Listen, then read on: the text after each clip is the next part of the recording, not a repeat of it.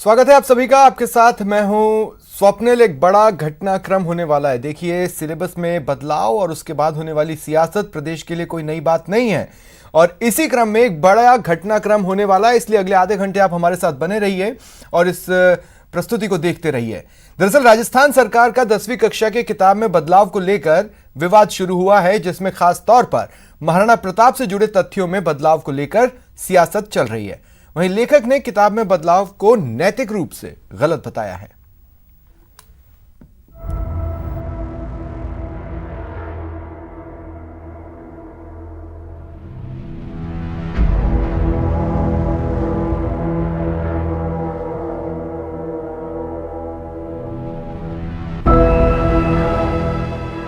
फिर इतिहास में बदलाव पर विवाद।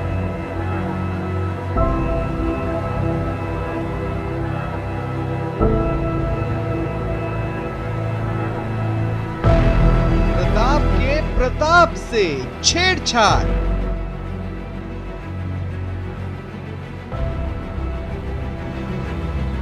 दसवीं की नई किताब में कम प्रताप।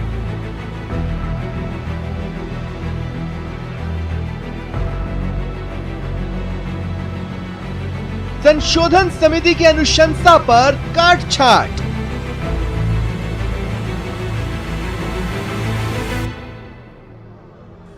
किताब पर सियासी घमासान। क्या भारत विश्व गुरु नहीं था? क्या भारत कभी सोने की चिड़िया नहीं था? क्या शान मेवाड़ महाराणा का प्रताप कम था? ये महज सवाल नहीं बल्कि वो विवाद हैं जो एक बार फिर पाठ्यक्रम में बदलाव को लेकर आ रहे हैं। जी हां, सूबे में पाठ्यक्रम पॉलिटिक्स जारी है और किताब में इतिहास एक बार फिर बदल रहा है। इस बार 10वीं की इस किताब को लेकर सियासी किचकिच हो रही है। Rajasthan board of secondary education ने संशोधन समिति की अनुशंसा पर 10वीं कक्षा की सामाजिक विज्ञान की नई किताब में न सिर्फ काटछांट की है बल्कि कुछ बदलाव भी किए हैं। इस बदलाव को लेकर विवाद शुरू हो गया है। इसमें खास तौर पर महाराणा प्रताप से जुड़े तथ्यों में बदलाव को लेकर सियासी घमासान शुरू हो गया है। इतिहास में छेड़छाड़ को लेकर बीजेपी के दिग्गज सवाल उठा रहे हैं।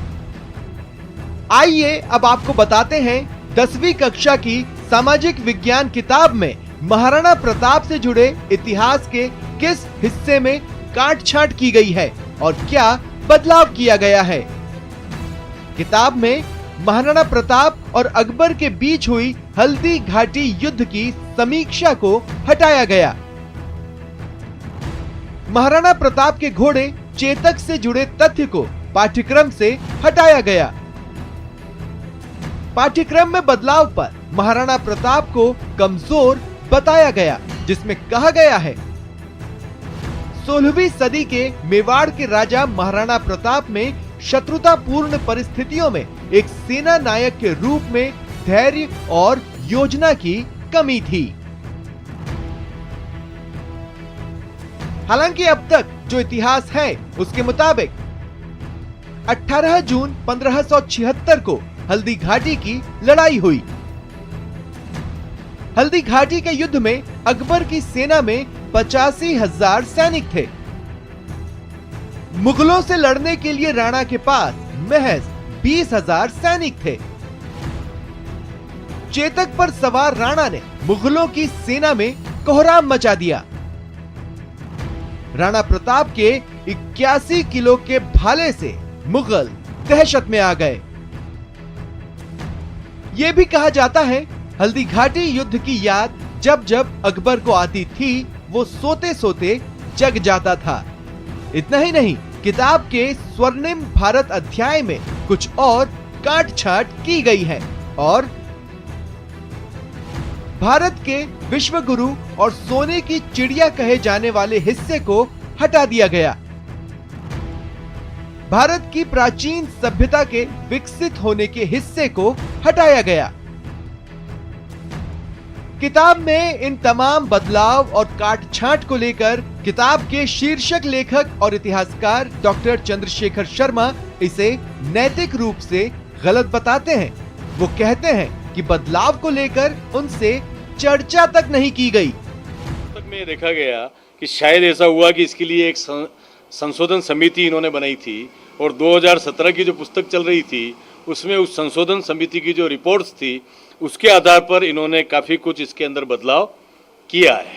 और वो बदलाव मेरे लिए बड़ा आश्चर्यजनक है क्योंकि मैं लेखक होने के नाते मुझे इसकी जानकारी नहीं थी कि ये बदलाव किया जा रहा है। अच्छा होता कि डेमोक्रेटिक वे में मुझे उसकी जानकारी होती।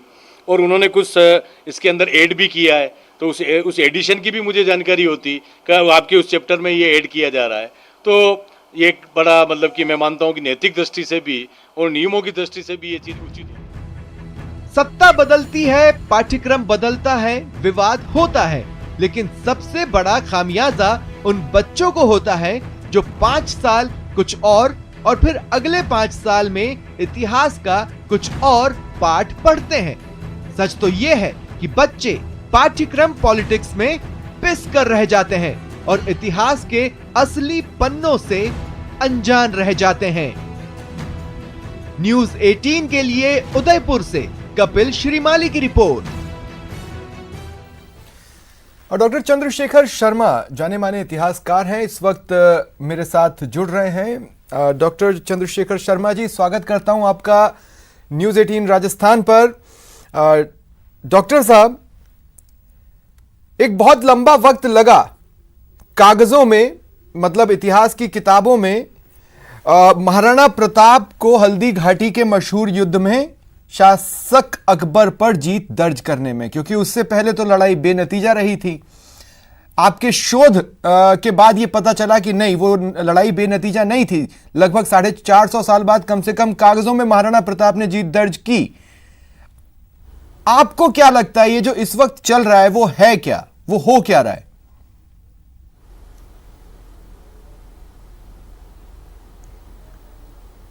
सर, ऐसा है कि इतिहास विषय जो है वो लगातार तथ्यों के अनुशीलन पर चलता है। और मेरा ये मानना है कि विज्ञान और इतिहास ये हमेशा अपने इनके तथ्य जो हैं वो अपने आगे आने वाली जो शोध है, रिसर्च है, उनके आधार पर कुछ बदलाव उनके अंदर आवश्यक रूप से होता है। तो हल्दीघाटी युद्ध को लेकर के कि जो चला आ रहा था, मेरा काम भी उस पर था और मैं मानता हूं कि कहीं न कहीं वो लॉजिक के आधार पर और तथ्यों के आधार पर उसकी समीक्षा में वो ठीक लगा होगा।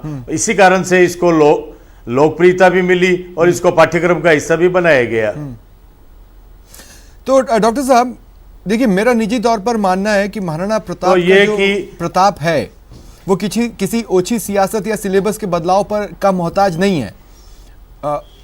वो प्रतापी थे, उनके साथ आन बान सम्मान ये सारी चीजें वो हमें सिखा जाते हैं। बहुत ही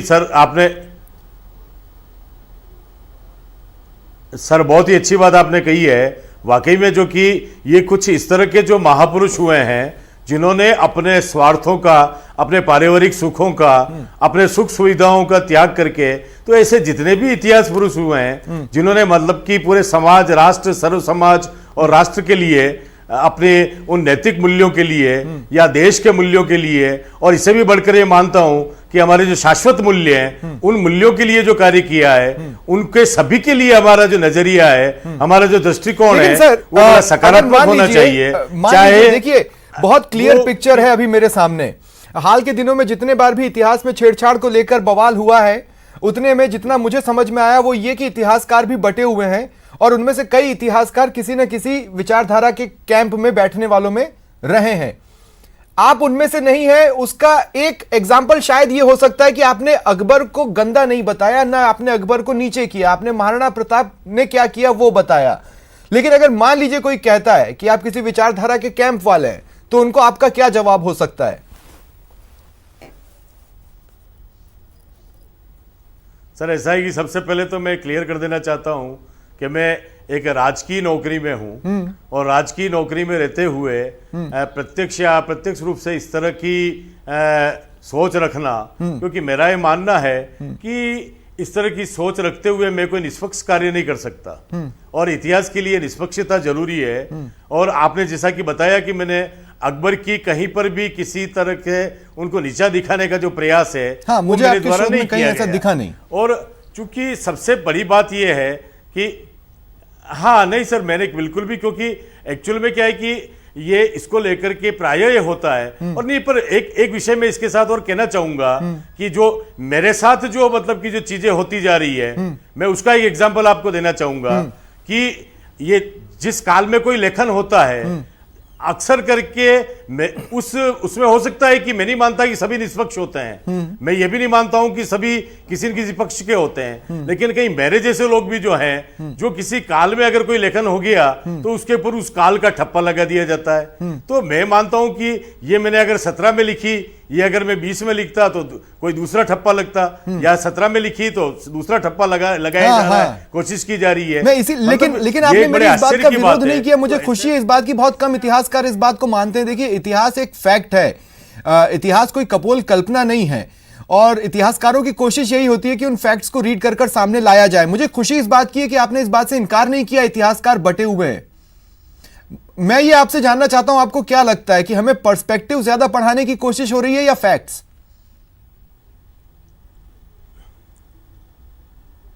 सर ऐसा है कि एक्चुअल में EH कार जो हैं, उन्होंने एक बड़ी मेथोडोलॉजी को लेकर के एक बात कही थी कि जो ऑब्जेक्टिविटी है इतिहास में वो मिथ है, और वो जो सब्जेक्टिविटी है, जो एक्सप्लेनेशंस जो हैं, वो मतलब कि उसकी सॉल है, उसकी आत्मा है। तो ये लेकर के मैं देखता हूं कि कई तथ्यों को किस ढंग से मोड़ दिया जाता है, हमें उन तथ्यों को उसी ढंग से उसी रूप में स्वीकार करना चाहिए।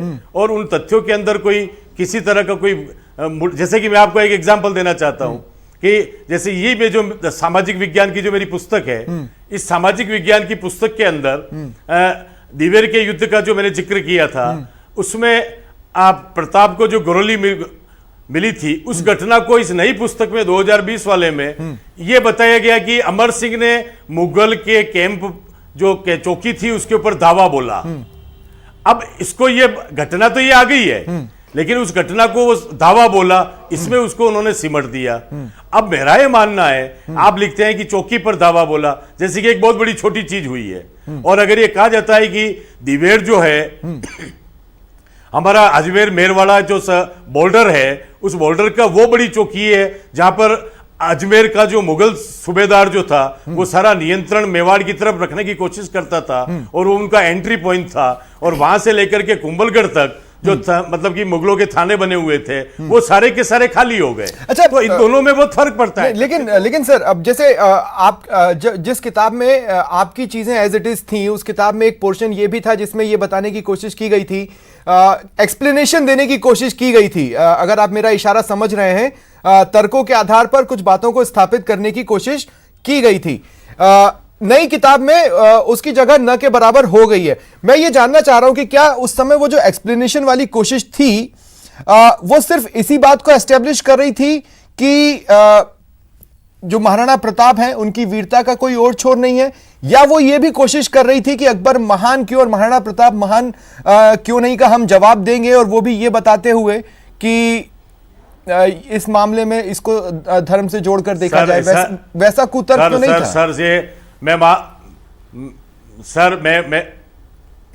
मैं ऐसा मानता हूं कि मैं ऐसा, या तो मतलब कि सभी भटके हुए हैं और मुझे भी भटकाया जा रहा है, और मैं भटकना नहीं चाहता हूं, क्योंकि मैं बहुत ही स्पष्ट कहना चाहता हूं कि अगर महानता की ओर ले जाने का, मैं कौन होता हूं महानता की ओर ले जाने के लिए? ये जो पाठक है या वो जो जनता है वो स्वयं तय करती है। और हर महानता के, हर युग के और हर देश और समाज और राष्ट्र के अपने कुछ पहलू हैं। उन पहलुओं को लेकर के महानता और नहीं महानता की बातें हो सकती है, लेकिन मैं एक इतिहासकार हूं। मैं इतिहासकार को ये मतलब कि तो आपके हिसाब से आइडियल कंडीशन ये होती कि अकबर का भी चैप्टर होता और अकबर महान क्यों नाम के भी तर्क होते, और दूसरा महाराणा प्रताप का चैप्टर जो कि आपके शोध के बाद बना है वो भी होता और उसमें भी उसके तर्क होते। ये एक बैलेंस्ड वे होता आपके हिसाब से? सर हमें हमें हम मेरा जो अध्ययन का क्षेत्र रहा है वो रहा है कि हमें उन जो शासक हैं, चाहे अकबर हैं, और अकबर के शासक की और प्रताप के अंदर की जो कूटनीतिक प्रतिस्पर्धाएं हैं, मैं और कुछ जो राजनीतिक चीजें मैं हैं, कुछ पलों उन के लिए चीजों आपको को रोक रहा हूं। समझते देखिए, हुए जिस बड़े घटनाक्रम की बात मैंने इस प्रस्तुति के शुरुआत में कही थी, आरबीएसई की प्रेस कॉन्फ्रेंस होने वाली थी, शुरू हो चुकी है, चलिए चलते हैं। जिसमें जो पिछले विगत वर्ष में चल रही थी वही पुस्तकें अभी चल रही है, उसमें एक अक्षर का भी कोई परिवर्तन नहीं किया गया। सर, आगामी जो परीक्षाएं होंगी वो वैसे ही होंगी? आगामी परीक्षाएं जो माध्यमिक शिक्षा बोर्ड द्वारा जो समय सारिणी दी गई है उसके अनुसार आज तक हो रही है, तो 3 दिन और शेष बचे हैं, उनमें भी उसी प्रकार से होगी। सर, सीबीएसई ने 10वीं की परीक्षा को लेकर सीबीएसई के कई प्रॉब्लम है, आप समझते हो कि दिल्ली भी है, मुंबई भी है, कई ऐसे शहर है जहां बहुत विकट स्थिति है। हमारे राजस्थान में अभी तक आपने देखा है कि सभी 6200 जितने केंद्र है उस सभी में सोशल डिस्टेंसिंग सारे मानकों के अनुरूप परीक्षाएं हो रही है, सब जगह सैनिटाइज हुए हैं केंद्र, और सभी का थर्मल स्कैनिंग हो रही है। धन्यवाद। परीक्षा होगी कि नहीं? होगी, क्यों नहीं होगी? अभी तक ये संशय चल रहा था कि सरकार निर्णय करेगी, क्या फाइनल हो गया? नहीं, सरकार निर्णय करेगी, और किसी दिन सरकार तो पूरा बंद कर दे तो सरकार का निर्णय तो हमको मान्य होगा, लेकिन अभी परीक्षाएं हो रही है। ये जो विवाद चल रहा है, इसका स्पष्टीकरण या इसकी सफाई देने की यहाँ जरूरत क्यों पड़ी? किसकी? बोर्ड में किसकी सफाई? ये जो विवाद चल रहा है इसको लेके, क्योंकि अब आप स्पष्ट सुनना चाहते हैं, क्योंकि एक समाचार पत्र में रोज कोई चीज छपी जा रही है, जबकि ये विगत वर्ष में 19 से चल रहा है, और 19 से अभी तक किसी पे इस पर कोई विवाद नहीं था, तो ये आज अचानक विवाद कैसे आ गया, इसलिए स्पष्टीकरण की जरूरत हुई है। धन्यवाद। ठीक है, ओके सर, ठीक सर, ओके।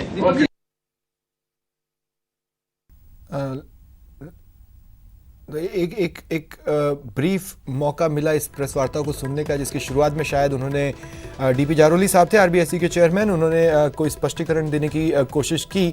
उनका ये कहना है कि ज़रूरत तो इसलिए पड़ी क्योंकि एकाएक ये मैटर सरफेस पर आया है। 2019 में भी ये किताब पढ़ाई गई, लेकिन तब ये मैटर इतना हाईलाइट नहीं हुआ। लेकिन उन्होंने क्या कुछ कहा वो शायद प्रेस वार्ता के शुरुआती हिस्से में था। अगर मेरे सहयोगी अभिजीत दवे थोड़ी देर में अगर फोन लाइन पर जुड़ते हैं तो हम उनसे पूछेंगे कि आखिर उन्होंने एग्जैक्टली कहा क्या है। लेकिन तब तक हमारे साथ डॉक्टर चंद्रशेखर शर्मा जी बने हुए हैं। डॉक्टर चंद्रशेखर,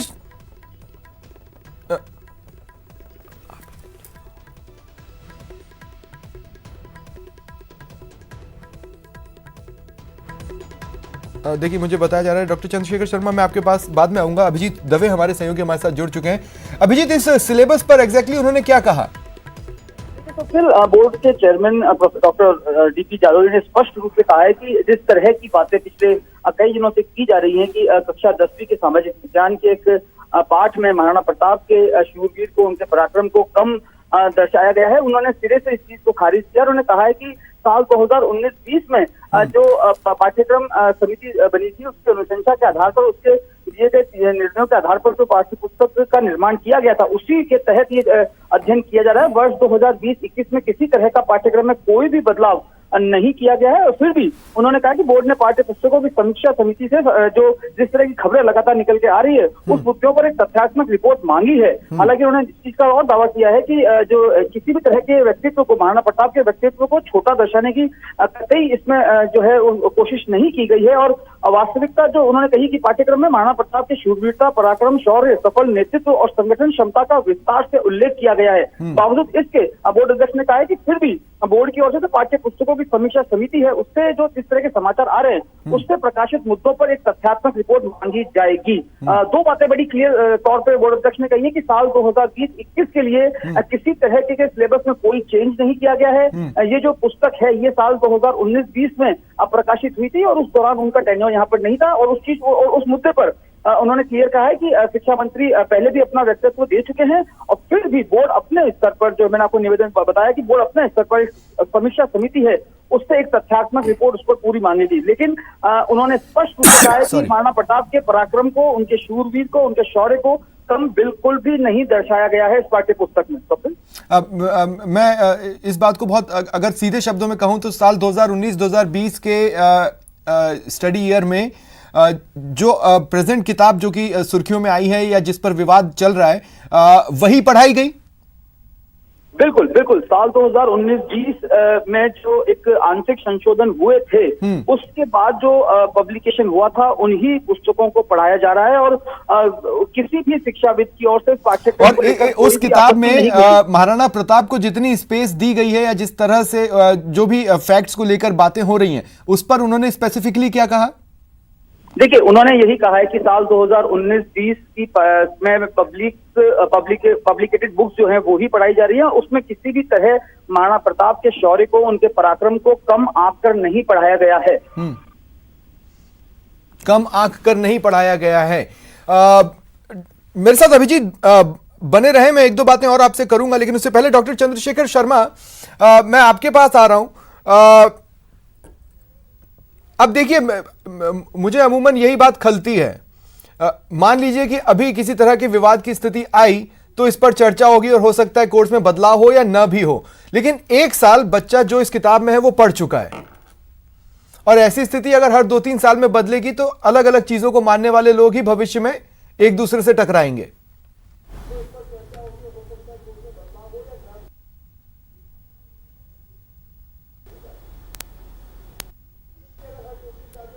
डॉक्टर साहब सुन पा रहे हैं मुझे?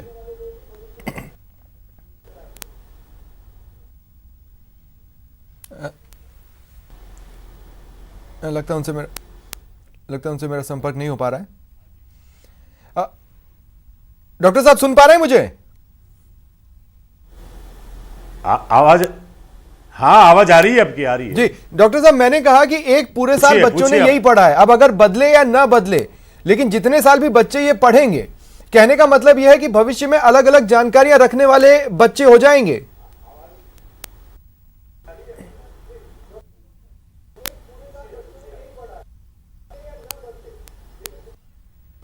नहीं लगता, कुछ तकनीकी दिक्कतें आ रही हैं। अब अभिजीत, मैं एक बार फिर आपके पास आ रहा हूं।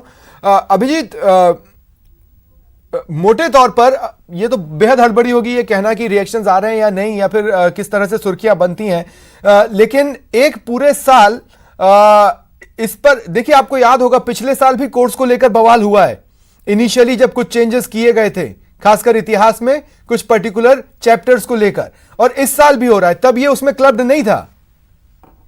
देखिए स्वप्निल, मैं आपको जो माध्यमिक शिक्षा बोर्ड की ओर से एक फॉर्मल प्रेस रिलीज जारी की गई है वो मैं आपको और हमारे तमाम दर्शकों को पढ़कर सुनाना चाहता हूं। राजस्थान माध्यमिक शिक्षा बोर्ड का ये कहना है कि शिक्षा सत्र 2020-21 के लिए कक्षा 10 और 12 के लिए पाठ्य पुस्तकों में कोई परिवर्तन नहीं किया गया है।